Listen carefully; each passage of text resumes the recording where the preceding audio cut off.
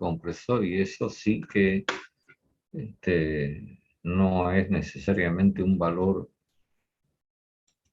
totalmente fijo, ¿no?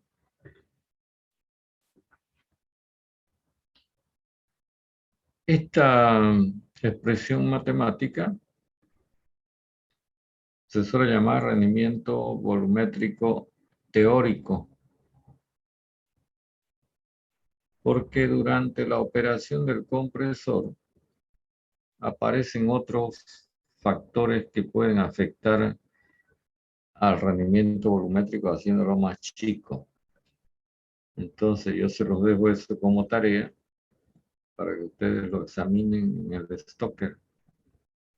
Ahí en el capítulo donde están los compresores, donde se toca el tema de compresores, ustedes van a poder leer cuáles son estos factores ya concretos, reales, que terminan afectando negativamente al rendimiento volumétrico.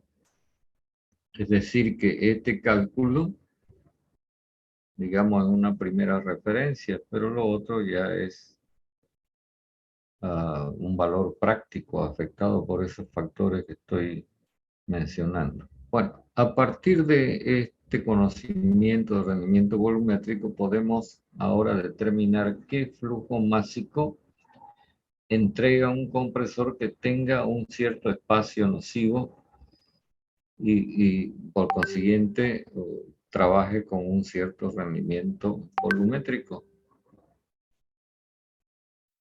Entonces debemos recordar que al comienzo que la definición de rendimiento volumétrico partió de esta relación, volumen aspirado con espacio nocivo versus volumen aspirado sin espacio nocivo.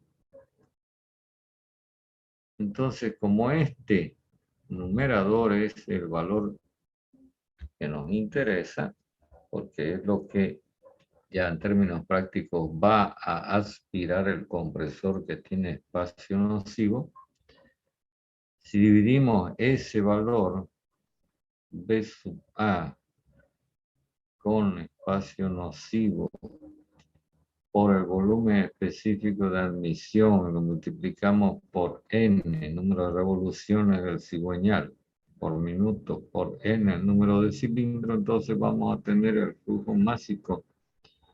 Finalmente, esto quedaría reemplazando esto que tenemos acá, teniendo en cuenta de que este valor en realidad es la cilindrada, tendríamos esta expresión matemática que nos permite calcular el flujo másico que entrega un compresor que tiene espacio nocivo.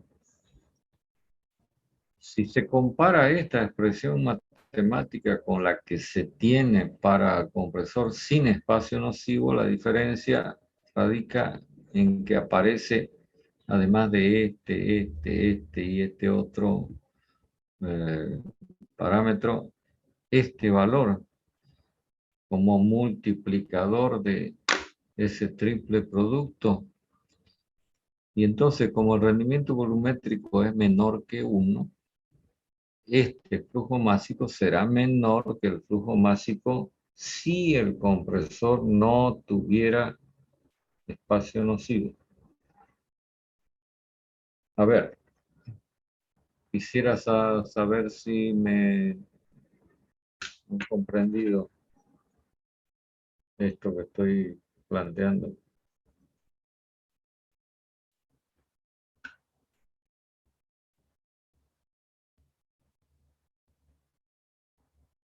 Es más, si quieren, fíjense, para un cierto flujo másico, mientras menor sea el rendimiento volumétrico, teniendo en cuenta que este valor y este valor van a quedar definidos, se requiere mayor cilindrada, ¿no ven? Es decir, mientras más bajo sea el valor del rendimiento volumétrico, más grande tiene que ser el compresor. Y voy a hacer una curvita para que entendamos mejor esto que estoy planteando.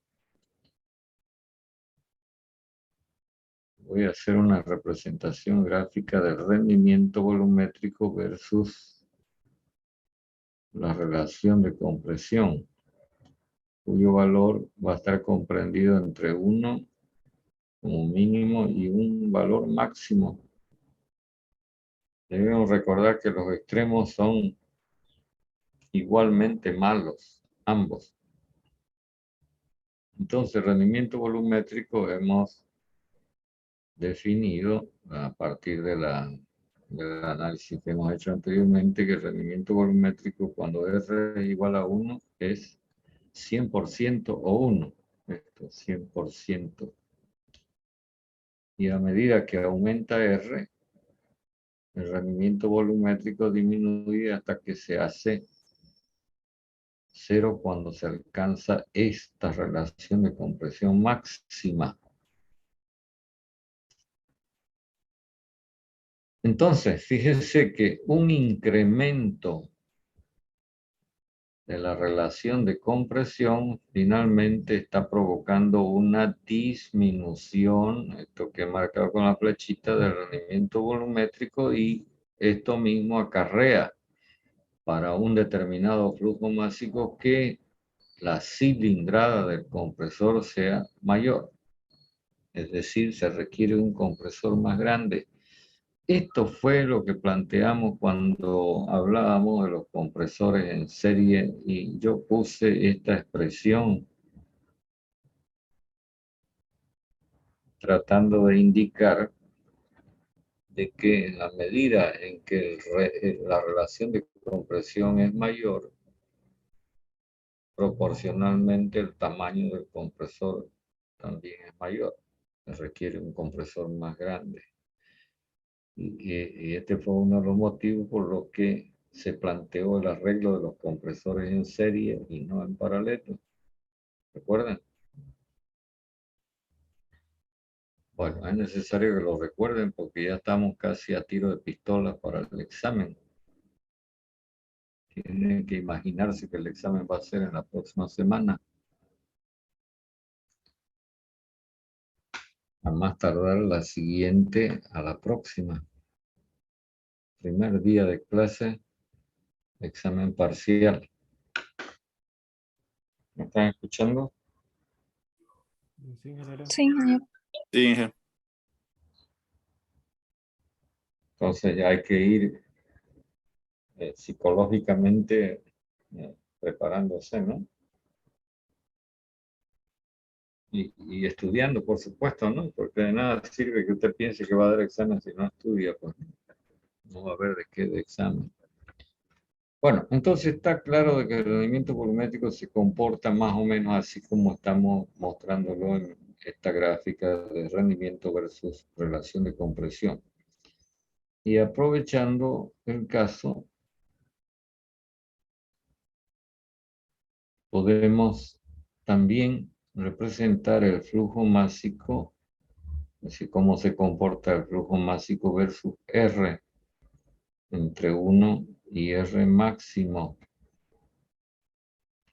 Cuando el compresor está hecho, entonces usted conoce la cilindrada, el número de revoluciones, el número de cilindros, y si ya conoce las condiciones en las cuales va a operar el compresor, tiene que conocer el volumen específico de admisión.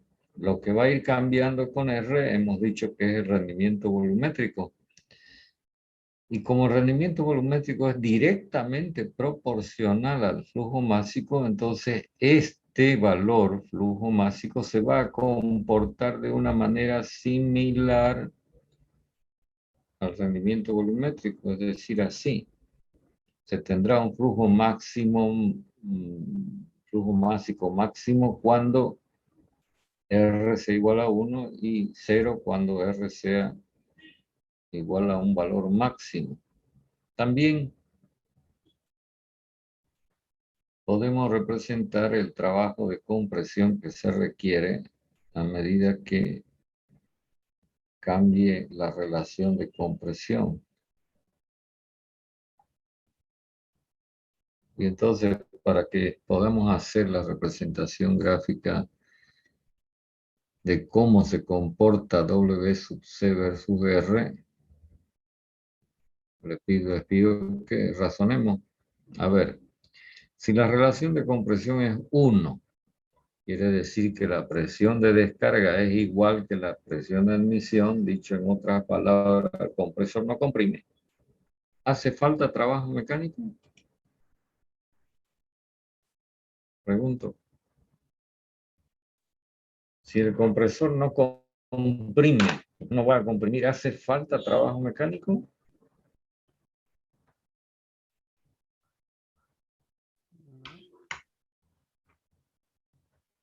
No, ingeniero. Para nada.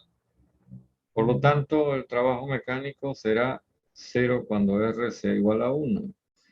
A medida que la presión de descarga del compresor o la relación de compresión vaya aumentando, entonces el requerimiento de trabajo mecánico va a ir en ascenso, algo así. Y finalmente, para que el análisis sea completo,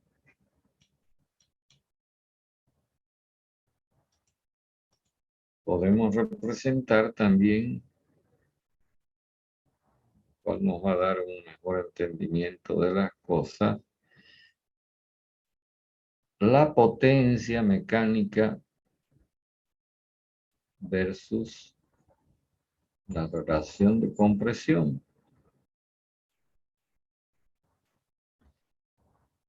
Recordando que este valor que se llama potencia mecánica es igual al producto del flujo másico por el trabajo de compresión. Entonces, como usted tiene los valores representados a través de las gráficas, quiero que me diga qué valor asume la potencia cuando R es igual a 1. Lo que le estoy pidiendo es que usted multiplique los valores que ve en el diagrama de flujo másico por el valor que ve en el diagrama de trabajo mecánico. ¿Cuánto es el producto?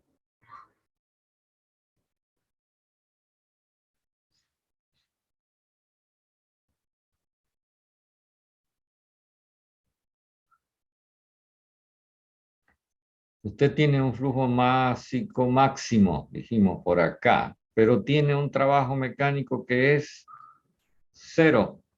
Entonces, ¿cuánto es el producto? 0. 0.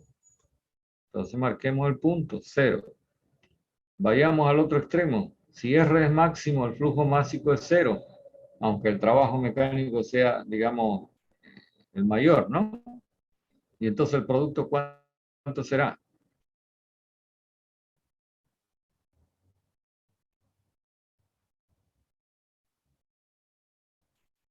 ¿Qué valor tengo acá? ¿Ve esto que estoy marcando, resaltándolo? ¿Qué valor tiene el flujo másico? 0, ingeniero. 0. Y 0 por cualquier valor, ¿cuánto me va a dar? 0.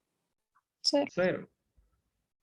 Entonces ahora habría que saber qué pasa entre 1 y R máximo. La única posibilidad es esta. ¿A ver? Algo que uno normalmente no se espera que sea así. Generalmente uno razona de una manera muy rápida y está con la idea de que en la medida en que más se tenga que comprimir, más potencia se requiere, pero resulta que en este tipo de compresores la historia no es exactamente así. Esa historia que estamos contando de que si aumenta lo uno, aumenta lo otro, es a medias, porque como se ve en el diagrama, a medida que R aumente, la potencia va a ir aumentando hasta que alcanza acá, un valor máximo y luego decrece.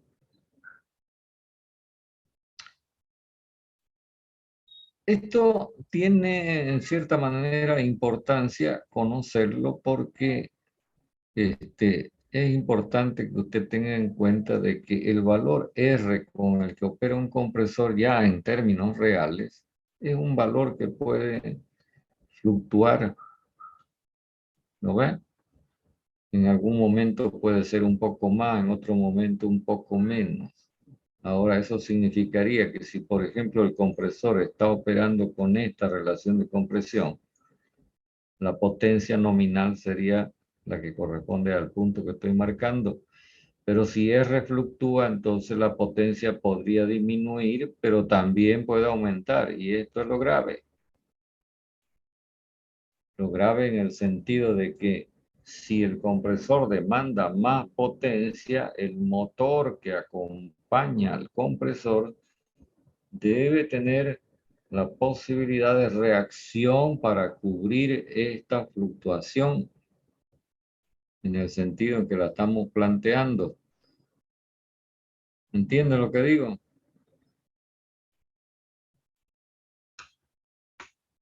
Quizás por ahí podemos encontrar la importancia de este gráfico, P versus R. Preguntas hasta acá, si es que hay alguna.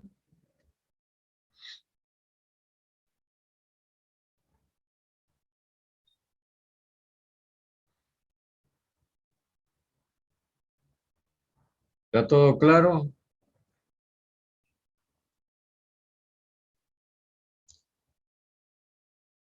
¿Más claro que el agua que bebe? ¿O cómo está la cosa? Está todo claro. Sí, todo claro. Ok, entonces me voy a hacer campo para seguir añadiendo algunas cosas más que van a ser motivo de su atención. ¿Por qué? Porque es usted el que las va a buscar para conocerlas.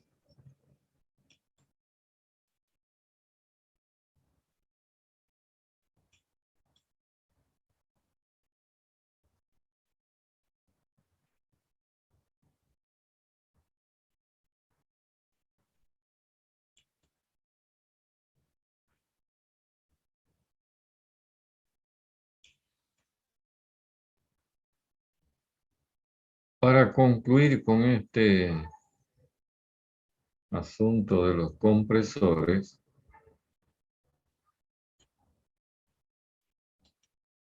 les tengo que encomendar que usted busque información, que creo que la puede conseguir en principio en el Stocker, si no, en el Internet muy fácilmente lo puede conseguir, acerca de compresores de cilindro y pistón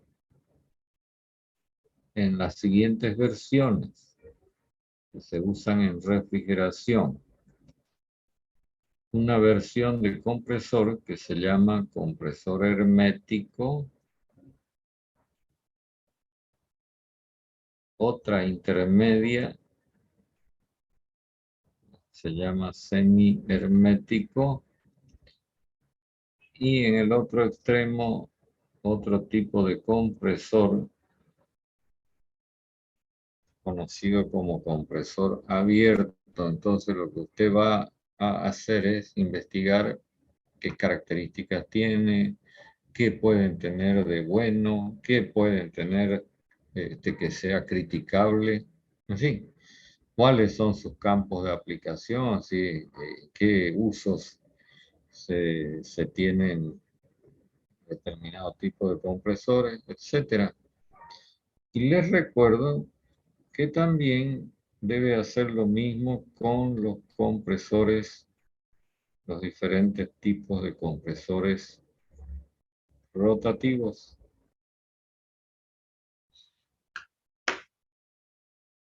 Creo que con esto, por lo menos si es que nos interiorizamos bien de todo lo que estamos planteando, tendremos por lo menos un conocimiento, aunque sea elemental, de este tipo de máquinas.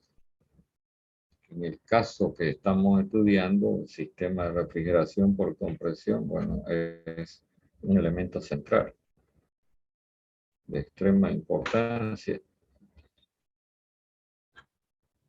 alguna vez he dicho, esta máquina es como el corazón de la instalación.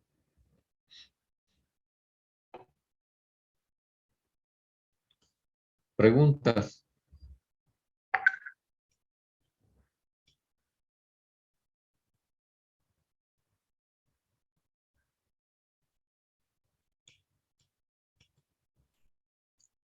¿Nada?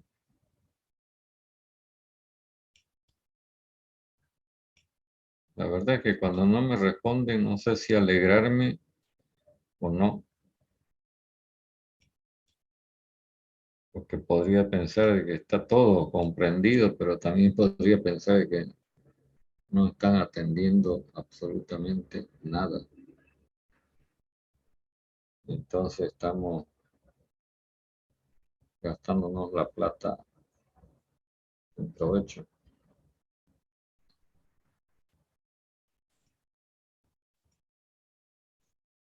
Bueno, ¿alguna preguntita de todo lo que hemos dicho acerca de del compresor? Ya, si usted tiene interés, le gusta un poco más la mecánica, puede incursionar en este campo y mirar cómo son los distintos componentes, cómo se logra, por ejemplo, los compresores que sean herméticos durante la compresión, qué elementos se usan, en fin, todo un conjunto de detalles que tienen que ver con el diseño de la máquina.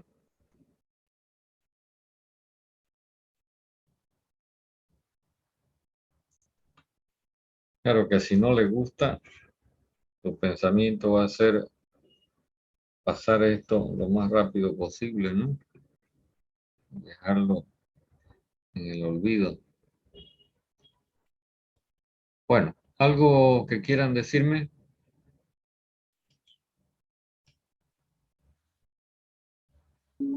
Ingeniero, sobre esos tipos de compresores, ¿Sí? ¿cualquiera de ese tipo puede ir en una de nuestras heladeras?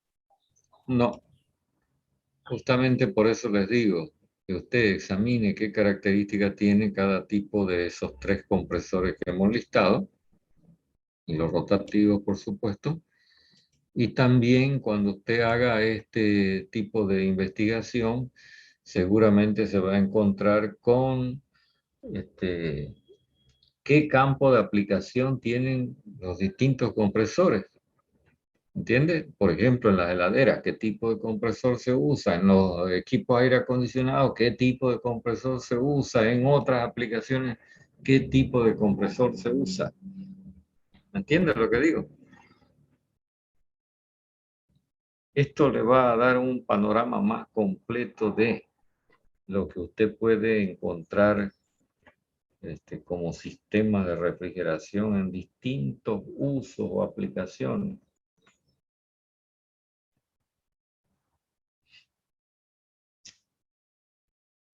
Ya que me lo preguntó, yo le puedo decir, en el caso de las heladeras, que son los equipos de refrigeración más chicos, porque son los de más baja capacidad, lo que usted va a encontrar normalmente, salvo un caso muy especial, pero no es ese tipo de compresor que hemos puesto de primero. ¿Cómo se llama? ¿Cilíndrico? No. En realidad todos los compresores de cilindro y pistón pues son cilíndricos, ¿no?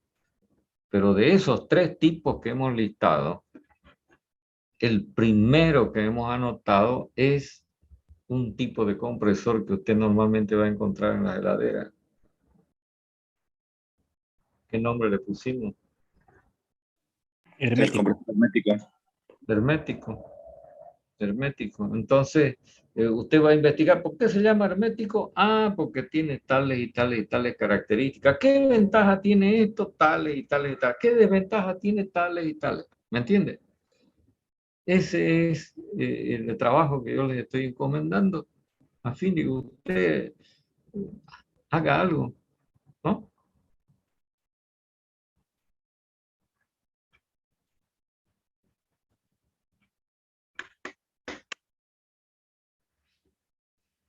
¿Algo más?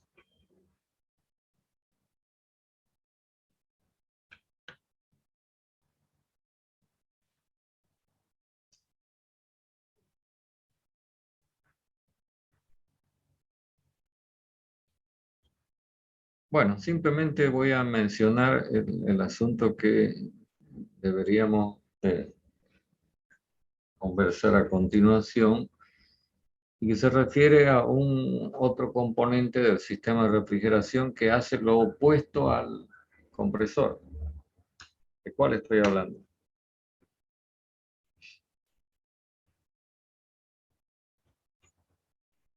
Les pregunto, ¿de qué componente estoy hablando?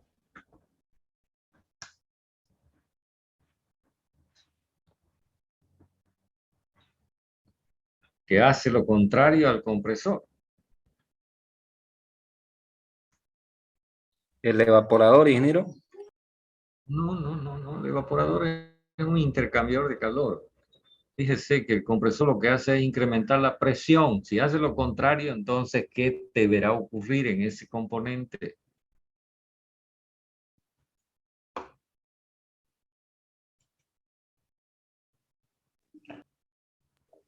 El Para condensador. bajar la presión. El tubo capilar. Ya, el dispositivo de estrangulamiento, vamos a mencionarlo así en términos generales, porque los hay de distintos tipos. Entonces, ¿qué finalidad tiene esto que se llama dispositivo de estrangulamiento?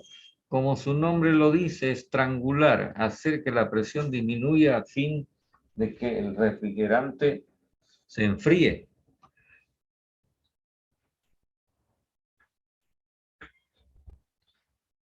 Entonces, y ya alguien lo acaba de mencionar, existen distintos tipos de dispositivos de estrangulamiento, desde lo más simple, como el tubo capilar, que lo vamos a simbolizar así, siguiendo por la válvula flotador, y ya ingresamos en el campo de válvulas, que es algo un poquito más sofisticado que el tubo capilar, que lo vamos a simbolizar así,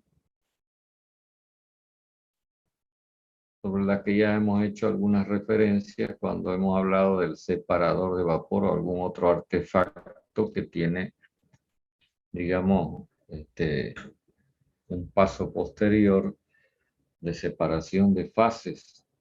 Luego nos encontramos con otro tipo de válvula que se llama válvula de presión constante, que se suele simbolizar de esta manera. Y finalmente, otro tipo de válvula que se llama válvula termostática de expansión, cuyo símbolo lo podemos representar de esta manera. Entonces, como ven, estos tres dispositivos de estrangulamiento están en la categoría de válvulas. A ver, para que nos entendamos, les hago una pregunta muy simple. ¿Qué es una válvula? Es un dispositivo que permite el flujo de un líquido o de un gas. Ya, pero eso también puede ser un tubo, ¿no? También permite el movimiento de un fluido. Pero la válvula permite cerrar. Ah, ya. Entonces, una válvula la podemos describir de la manera más vulgar y silvestre, diciendo que se trata de un orificio con un tapón. ¿Cierto? Entonces, esta va a ser una característica general de las válvulas. Tienen un hueco y tienen un tapón que puede sellar o cerrar, ya sea totalmente o a medias, parcialmente, ese agujero por donde pasa el fluido, por donde puede pasar el fluido. Además de eso, para que se pueda mover el tapón, haciendo que cierre o que abra, se requiere de algún dispositivo, salvo que se lo haga manualmente, ¿no? Como lo hace usted, por ejemplo, con los grifos de su casa. ¿cierto? Usted todos los días de la vida está manipulando válvulas que no necesariamente tienen un diseño adecuado para el fin que se está planteando acá en la materia, que es el campo de la refrigeración.